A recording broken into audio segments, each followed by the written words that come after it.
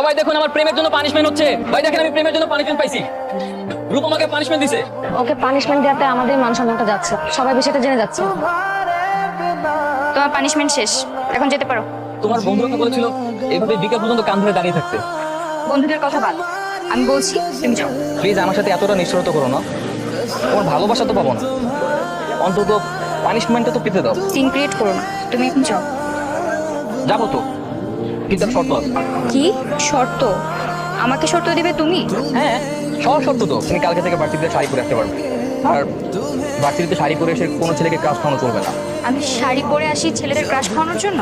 হ্যাঁ, এই জন্যই তো তুমি পুরো ভার্সিটির ক্রাশ, তাহলে তো ক্রাশ হতে পারতে না। আমি অন্য পোশাক পরে আসলে ছেলেরা আরো বেশি করে ক্রাশ রাখবে। তাই ওকে, চ্যালেঞ্জ, কালকে থেকে অন্য কিছু পরে এসো। কাল দেখা হবে। So challenge accepted.